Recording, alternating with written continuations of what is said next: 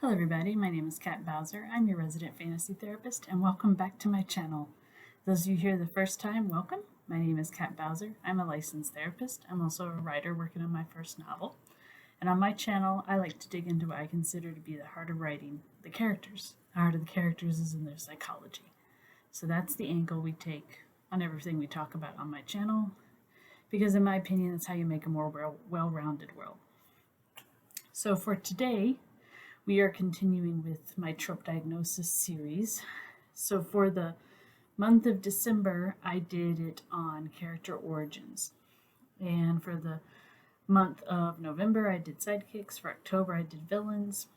I really don't have a theme for this month, so I thought instead I would focus on some of my favorite tropes and dig into them a little more. So for today, this is one that was actually brought up on Twitter about, I think like 2 or 3 days ago. They started talking about it and I remembered how much I love this trope. So we'll start with this one. And that is the immortal villain versus the mortal hero. So this is actually a pretty precise trope. Most of the time people just focus on the invincible villain as the trope or the mortal hero as the trope. And when they're separate, I don't like them as much, but when you put them together, that very precise scenario I really like. So that's what we're going to talk about today. So what is the trope? Well, it's kind of exactly what it says on the tin, as they say. This is a scenario where you have a hero who is mortal or human or man, essentially is one of us, essentially. And they are facing off against a villain who is either immortal by nature or they have been granted immortality. So it could be a god, it could be a wizard, it could be any number of supernatural things. So naturally, this makes the battle between the hero and the villain a little more complicated, because most of the time when you're talking about these types of villains, they either can't die or there is only a very specific way they can die. And that makes it hard for the hero for obvious reasons. So what is it that I like about this trope?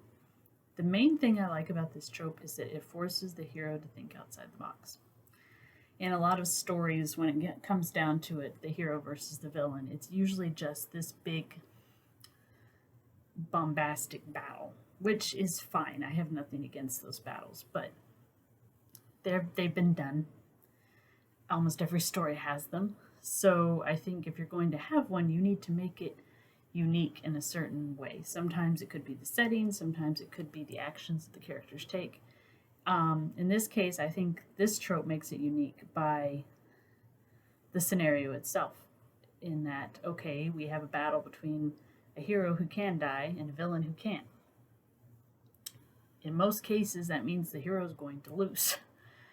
But what I like is when the hero wins, despite the fact he's mortal. Needless to say, that's tricky to do. Most of the time, when people are dealing with this kind of scenario, they either don't have the villain die, they have them imprisoned or trapped or something like that. Or the hero miraculously finds the MacGuffin that can kill the villain. I'm not against that. I don't have anything wrong with the hero discovering the means to kill the villain, but I have a problem when they discover it midway through the battle. If it's something that they have known about and they've been working towards and they have been planning for, I'm okay with it, because then it's not something that comes just on the spur of a moment. If it comes on the spur of the moment, I think it falls into Deus Ex Machina territory. So I prefer actually when they have to either trap the villain or not necessarily redeem, but remove the danger, essentially. I think a good example of this, if you look in Avatar: The Last Airbender, spoilers, obviously, since we're talking about final battles here. Instead of killing the villain, Aang instead decides to take away his ability to bend, which removes his power and his essential hold over the Fire Nation. And so that works. Another good example is, let's see. Oh, the one that got me thinking about this in the first place. The very first movie in Dragon Ball Z. In English, they called it Dead Zone. I believe the Japanese title is Return My Gohan. I think that's what it is. Where essentially you have a villain who gains immortality, and they trap him in his own black hole, essentially. So he's still alive. He's still kicking. He's still thinking, but he can't do anything. So the threat is removed. I think those are very clever ways to do it. So that's one reason I like this trope, is you get to think about and plan and have a different way of ending your story than most stories. But the other reason I like this trope is more of the psychological reason, and that is, what is immortality going to do to the villain? In that, if it's something they have naturally, do they also have eternal youth that goes with it, which seems to be the case in a lot of stories, or is that not included? A lot of myths will play with this idea. Usually the gods kind of, they're permanently in their prime, but in a couple stories, like for example, the myth of Eos from Greek mythology, she is the goddess of the dawn. And she fell in love with a mortal man, and so she persuaded Zeus to grant him immortality. But she neglected to get eternal youth for him. So instead, he grew old and frail while she remained young and beautiful, and because he could not die, he kept getting more frail, until eventually he literally turned into a grasshopper, because that's the way Greek mythology works. But the idea was that he couldn't really enjoy it because his youth went too. And I think the prospect of being immortal has a lot of different angles to it. And I have always been fascinated by what it would do to your mind. Because think about it. By the time you are grown and old, if you're lucky enough to grow old, there's things you don't remember. There's people you don't remember sometimes, in cases of like Alzheimer's and things like that. But your memory does fade. And most of the time when you talk to people who are nearing 100 or over 100, usually they can think back to about 10-ish. They usually have trouble remembering before that time. Because essentially what happens when your brain forms memories, we still aren't entirely sure how it forms memories, but it does seem like it has to prioritize. So if you're going to put new memories in, it has to do something with the old ones. So a lot of times it kind of gets pushed back, and you have what we call a trigger, something that can bring that memory to the forefront again. But if you don't retrieve the memory, eventually the brain determines, okay, I need to clear up space. We haven't accessed this memory. I'm going to get rid of it. And I don't think immortality massively would change the way the brain worked. So that is fascinating to me about maybe a villain who is immortal and is on, their quest to take over the world or whatever it is they're doing. But because they've been immortal for so long, they don't even really remember why they're doing this. What started it? What began it?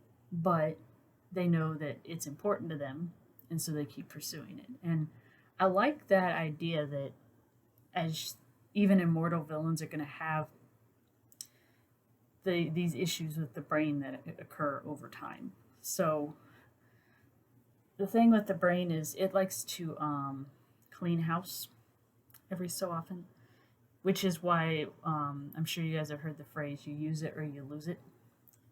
That has some value to it, because essentially when you learn things and you remember things and things like that, you develop neural pathways. And the more you use them, the stronger the pathways are, because the brain says, okay, I'm using this a lot, so I need to make sure that there is a lot of resources, a lot of energy, that this path is clear, that kind of thing.